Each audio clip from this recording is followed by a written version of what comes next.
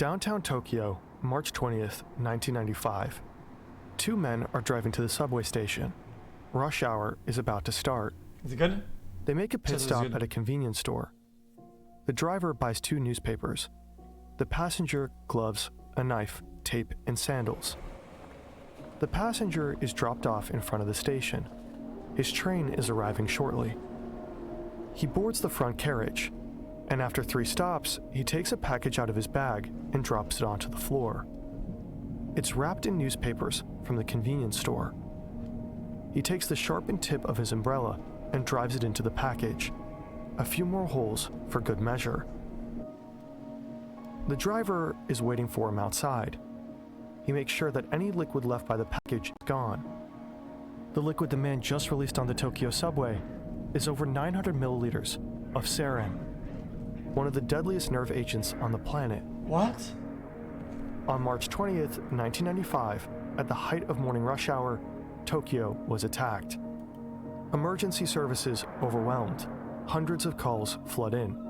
People are dying in the Tokyo subway. The man Ikuo Hayashi was one of 5. 5 people who released almost 5 liters of liquid sarin in the cramped and poorly ventilated compartments of 3 subway lines. Chiyoda, Hibiya, and Marunouchi. 3 lines that converge at a single point, the heart of Tokyo's government. It was an attack ordered by a blind, paranoid man. But it was a man with $1 billion, an arsenal of deadly chemical weapons, and hundreds of loyal followers willing to use them. He brainwashed thousands with a perverse system of spiritual superiority, with a final goal to save the world by ending it. This is the story of the Tokyo subway gas attack. This video was made possible by 80,000 hours, and the research was done by Robert J. Lifton, Ian Reeder, Haruki Murakami, and countless others. Chitsuo Matsumoto was born to a family of tatami mat makers. He couldn't see through one eye, but had some vision left in the other. As a child, he was sent to a special school. There, he used the eye that he had left to control his fully blind classmates. He forced them to strike each other, helped some go into town on the condition of money and favors. Teachers said he was tender to some, brutal towards others.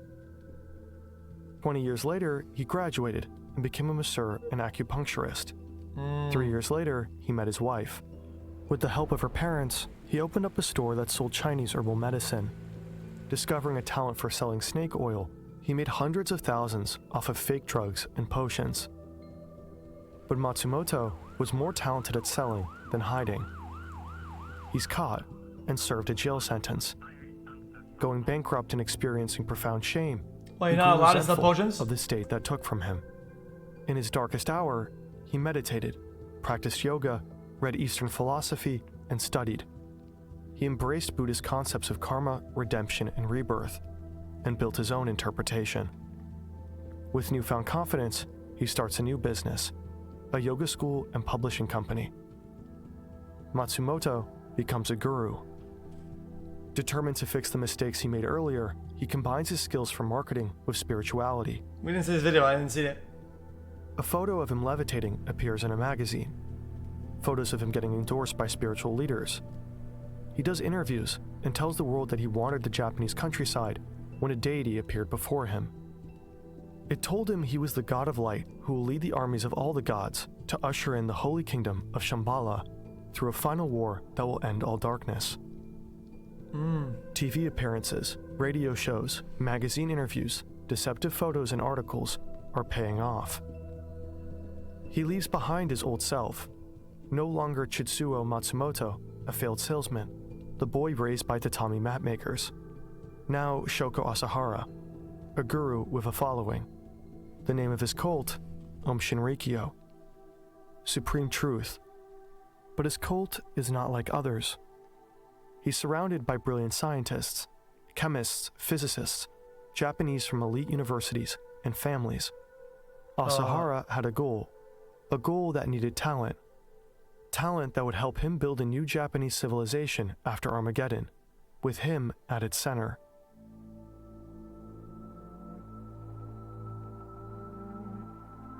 In his own mind and that of his followers, he was a god.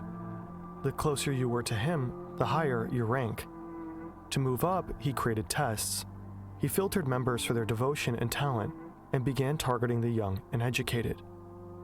Holding talks at top universities, Asahara crafted a message that blended spirituality with science. Yeah, but why are universities letting him do that though? Research labs alongside enlightenment. He marketed himself to those who felt alienated from Japanese society. Sexual advertisements to target lonely young men, flirtatious women on the answering machine. Most ignored his advances, but some did attend his talks. These were Samana Minarai, one foot in Ohm, the other still in Japanese society, the lowest of his hierarchy. Once a novice, the next step was a loyal member, a Samana. Only a Samana could truly join the master. They could unlock supernatural abilities like Asahara, levitation, telepathy, and mind reading. But they had to cut off their lives. A Samana had to renounce their family, property, money, work, and even their names. They had to give it all to Om Shinrikyo. During their initiation, they participated in mass prayer ceremonies. They were given high doses of LSD and were locked in small rooms for but chat, if you say you're gonna reach levitation and you don't levitate, how like I understand brainwashing, but you say you're flying and you're not flying. I mean, bro, I'm not flying, yo. weeks. Samanas were forced into celibacy. They were forbidden to love or to ejaculate. Even with For drugs, young you're men who not joined flying. the religious death cult, the former significantly easier than the latter. They endured exhausting breathing exercises, long hours of meditation, and were sometimes expected to rise and kneel 100,000 times in a row. On top of this schedule, each member was given heavy unpaid labor. It was normal for them to only get 3 hours of sleep a night. This was required for Asahara to cull his stock. The line between punishment and training was blurred by design. Long exposure to scalding hot and freezing cold water, hanging upside down for hours. Wait, that's deadly. Samanas were told this was training, the only way to rid themselves of bad karma. Wait, that's deadly. Karma is a core belief in Buddhist tradition. Good actions bring good results. Bad actions bring suffering. Traditionally weaponized by white girls with dreadlocks who call their exes narcissists, Asahara used it differently. According to him, it could be removed through physical means like asceticism and self-torture. If they worked hard enough, they could also remove it from others. By the late 80s, his operation had matured. His goals shifted from acquiring followers to using them. He tells them of his Shambhala plan. Their movement would spread and transform the world into a utopian paradise. Right. He launches a new headquarters near Mount Fuji. They start acquiring rural plots of land to build lotus villages. These were isolated communities of Om followers that were models for their new civilization. The beginning of his state within a state. He knew the power of vision well, so he hid his followers from the outside. It's September 1988. A Samana is hung upside down at the Mount Fuji Center. He had been showing signs of mental illness during the cult's rituals. They immersed him in ice-cold water to calm him down. Oh, now he's ill. He dies. That wasn't supposed to happen. Asahara and company are worried. This could ruin their entire operation. They tell no one, and they burn his body, and hide his ashes by dropping them in a lake. First crisis averted. But now they had a new problem. The men's friend Shuji Taguchi saw what happened and threatened to leave and snitch. That wasn't supposed to happen. Well, then just kill him too, I As guess. Asahara's fear, isolation, and power grew, so did his interpretation of karma. Everyone outside of Om was infected with bad karma. If they died, they would suffer in the afterlife. His members, however, were spiritually superior, equipped with the ability to take on their karma. They had a duty to elevate people's souls. A spiritually superior person could cleanse them of their bad karma by killing them. Oh. On the orders of Asahara, they had to poa Shuji Taguchi. He was strangled by 5 members in a small tatami cell. Asahara's first real kill.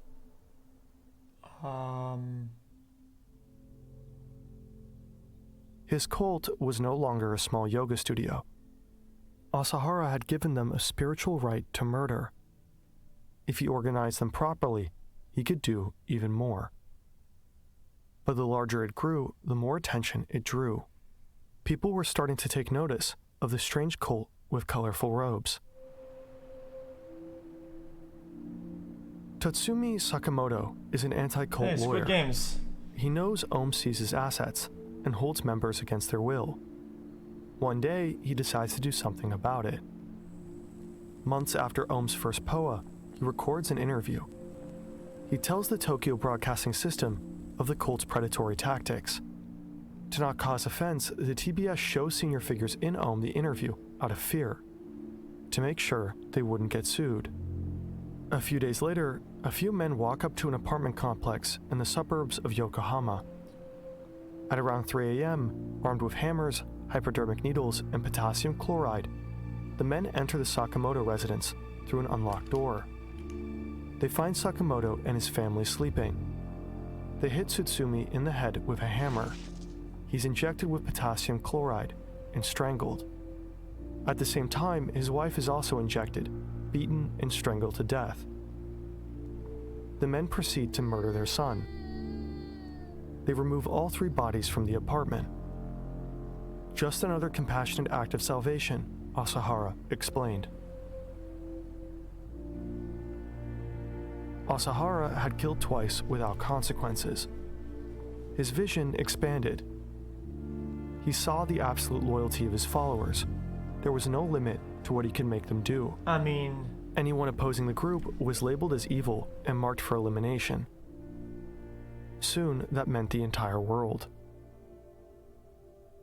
Similar to the Nazis during World War II, Ohm viewed society outside as filled with inferior people who did not deserve to belong to the new world they were creating.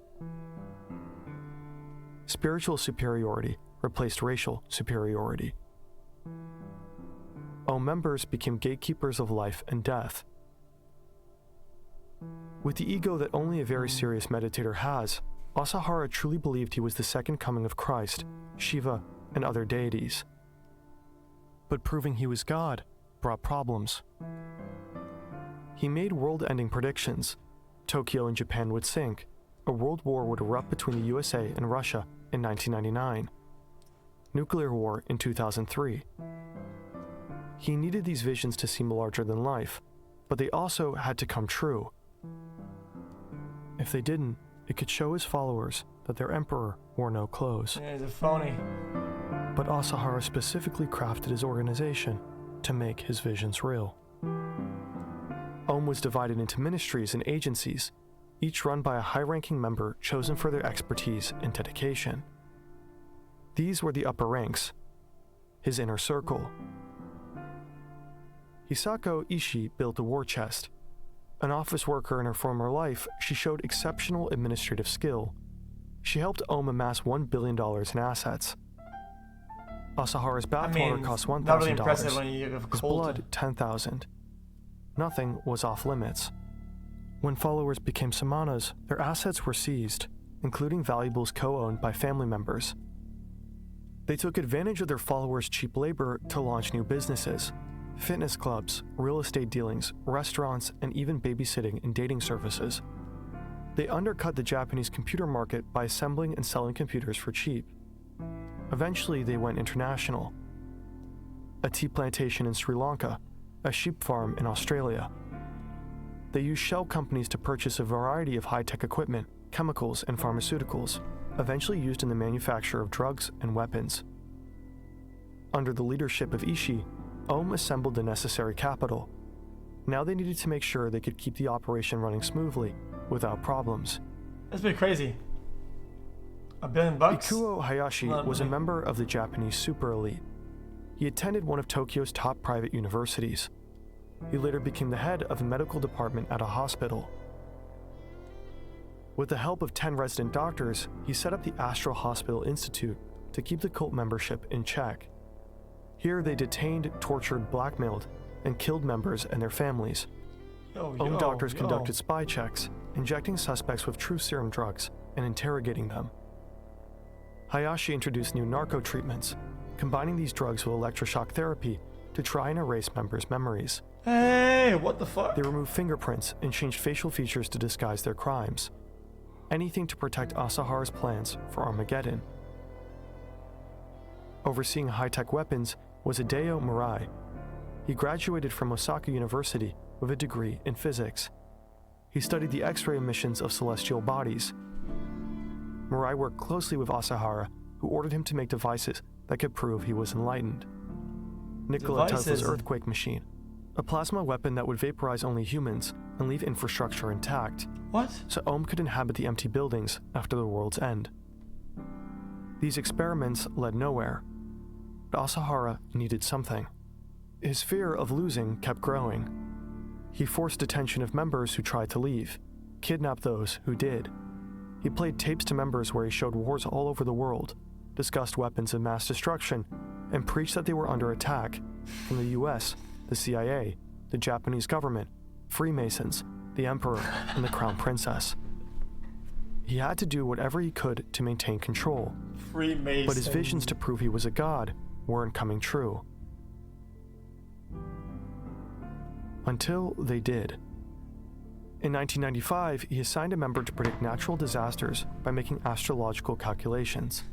On live radio, the man gave a semi-educated guess. An earthquake would happen around Kobe. 9 days later, over 5,000 people lost their lives in a devastating Kobe earthquake. For his followers, this was indisputable evidence that Asahara could see the future. Armageddon was coming. Members were afraid for their lives while he gained time.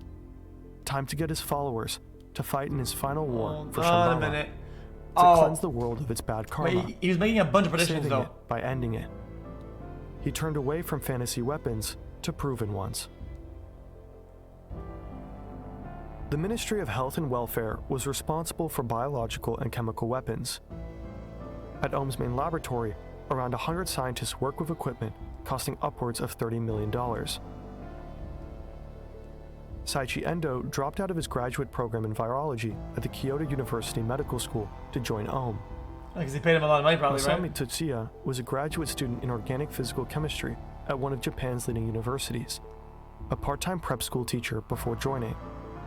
They were handpicked by Asahara to find his weapons. Botulinum toxin is made by bacteria under low oxygen. It's among the deadliest known substances. Endo started by harvesting it from soil samples. Then he built large cubic fermenters to produce batches, approximately 50. They drove through central Tokyo and Narita Airport, the largest in Japan. Spraying devices were mounted inside. It would be a mass terror attempt that would topple the government. The van sprayed the toxin into the air. But nothing happened. The release was a failure. Spraying it was more difficult than manufacturing. But Endo was determined, so he tried again. This time, the imperial palace during a royal wedding of the crown prince. It would be a mass terror attempt that would topple the government. The van sprayed the toxin into the air. But nothing happened. Botulism botched again. The third time's the charm, Endo must have thought. Maybe. So one more attempt was made.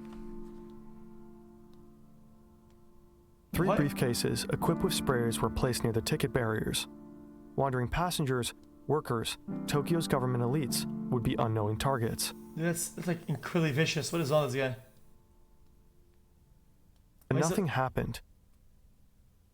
I'm so dedicated to doing this shit. But Endo didn't stop there. Anthrax is an infectious disease caused by bacteria that live in soil. Animals become infected while grazing. Humans can get infected by cuts in the skin, breathing it in, or eating contaminated meat. Inhalation is the most dangerous, the most relevant for weapons. Without treatment, it's fatal. Endo probably got a harmless strain from a friend still in school. Some believe he tried to create a lethal one by combining 2 harmless ones. He moved it to mass production. Ever cautious, they tested on the roof of their headquarters. And this time they succeeded, sort of. They made the street smell bad and killed a few birds and pets.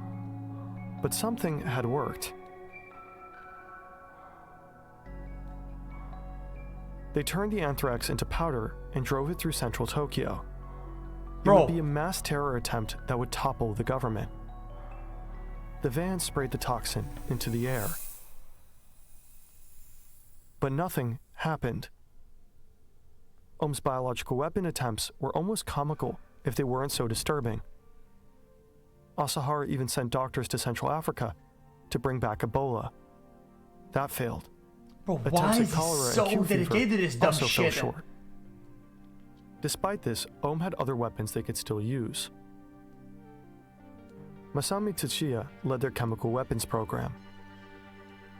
They made tabun gas, mustard gas, soman, hydrogen cyanide, and phosgene. They killed 20 dissidents by squirting them with VX.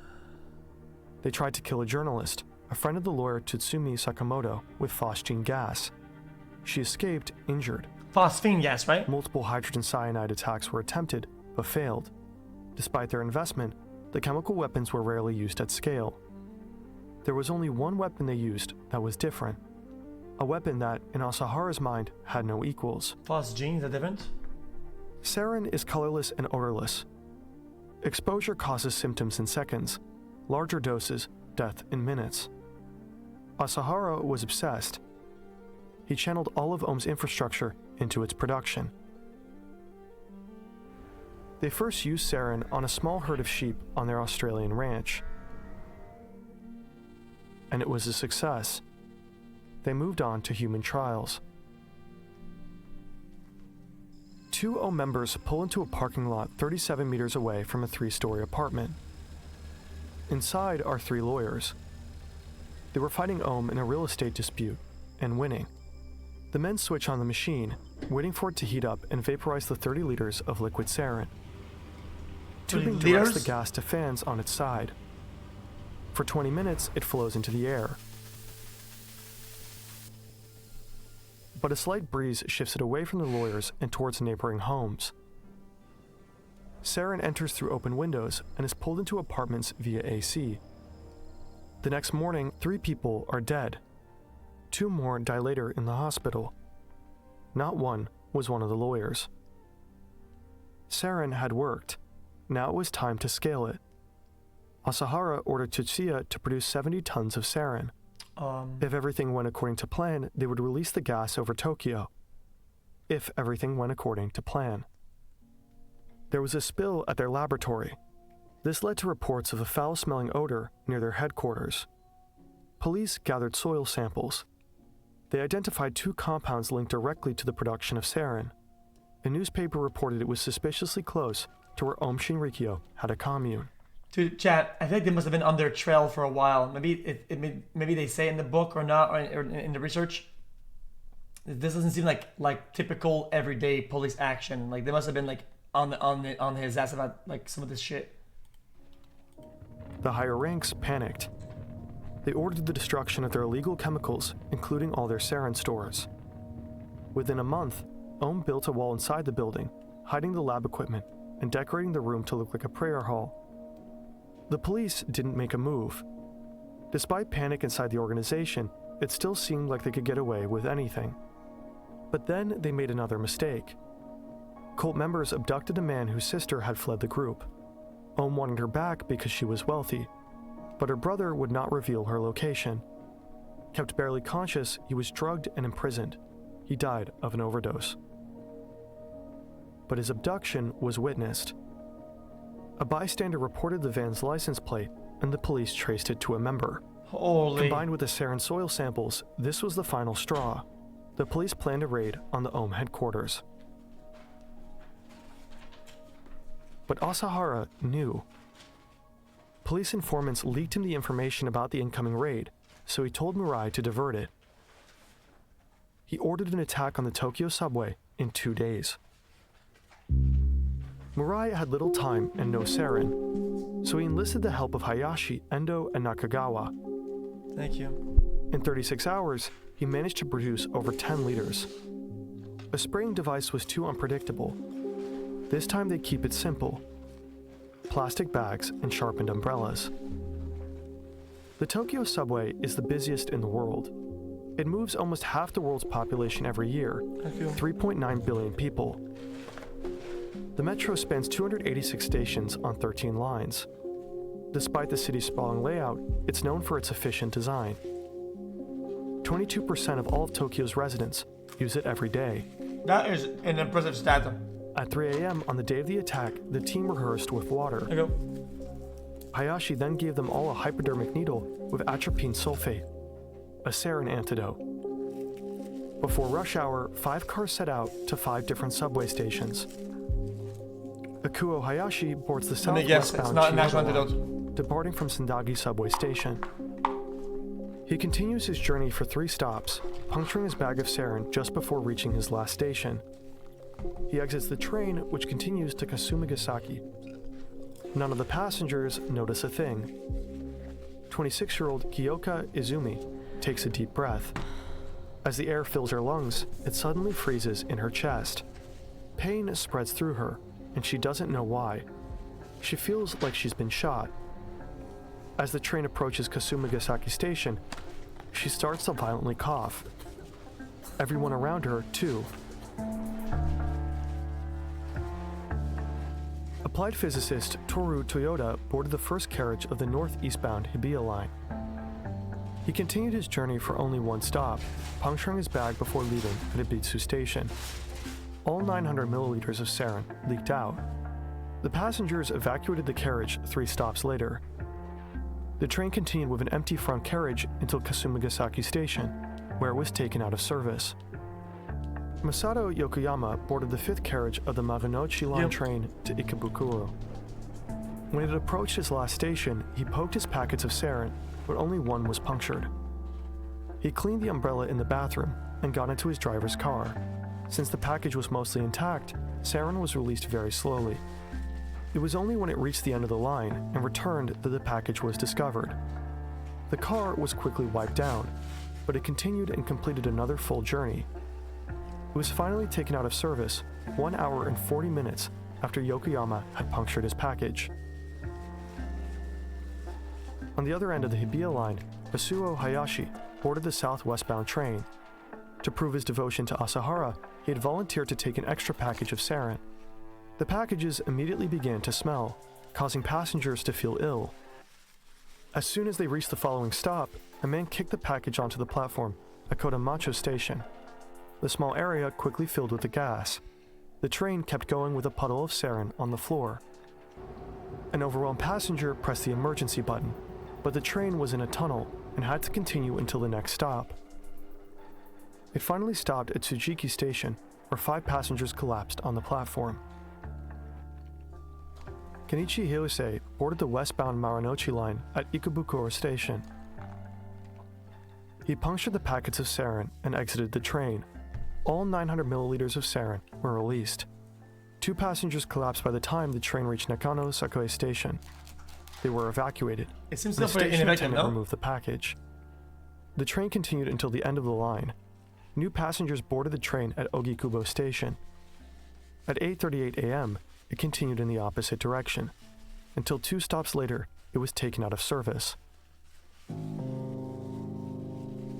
Ohm's attack killed 13 people and injured more than 6,000. When it was determined that sarin was the cause, Ohm was connected within hours.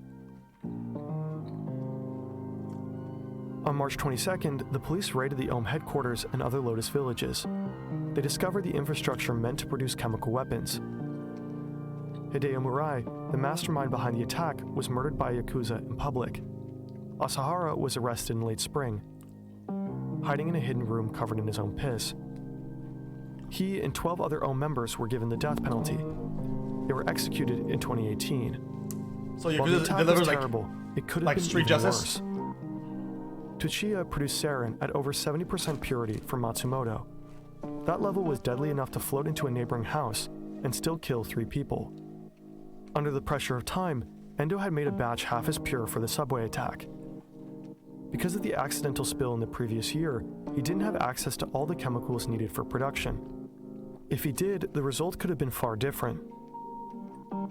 Ohm was given official religious status by the Japanese police.